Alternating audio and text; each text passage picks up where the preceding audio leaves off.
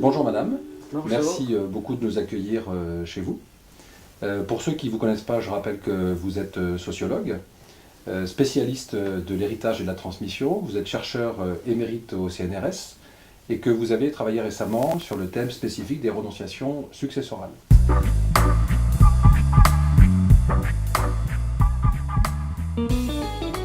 La réforme s'est inscrite dans un mouvement de redynamisation des rapports économiques et de volonté de faire circuler les richesses entre les générations. La population vieillit, l'espérance de vie augmente et les gens héritent à un âge, dit-on, où les biens économiquement ne servent pratiquement plus à rien.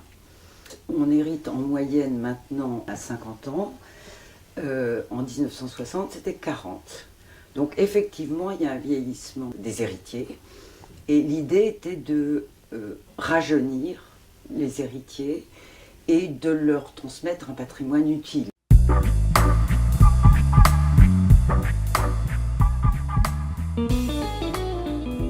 Le garde des Sceaux avait présenté la réforme en disant que les dispositions successorales qui datent d'après la Révolution étaient sévères et rigoureuses, et il soulignait la nécessité qu'elles s'adaptent aux évolutions sociales et économiques, et de redonner plus de volonté à celui qui désire transmettre son patrimoine. Les rapports étaient plutôt taiseux. On est dans un système où on construit soi-même son avenir, on est dans un système méritocratique et dans lequel donc les jeunes générations, on n'attend pas son héritage pour se faire. De l'autre côté, les parents laissaient faire la loi, ce qui était pour eux une façon aussi d'assurer l'égalité, pas d'histoire. C'est un sujet tabou, on ne parlait pas de ça. Il me semble que la réforme sur les renonciations introduit une toute autre configuration dans laquelle les générations sont en face à face.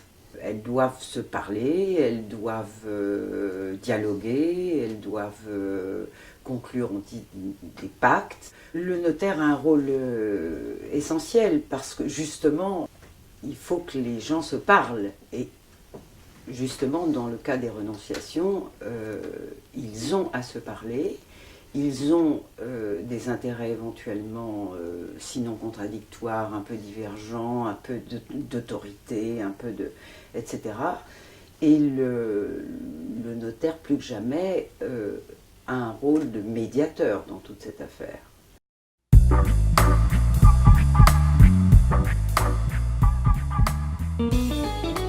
Beaucoup de juristes disent que renoncer, c'est transmettre, etc. Ok, c'est un acteur. Dans le même temps, il s'efface, il disparaît de la transmission. Contrairement à la donation, il garde tout de même un contrôle relatif sur les biens donnés, il peut en tout cas le faire, sur le donataire. Renonciation, donation, ça n'est pas la même chose. Merci beaucoup madame pour cet éclairage très précieux pour notre pratique. Je vous en prie, merci. Merci.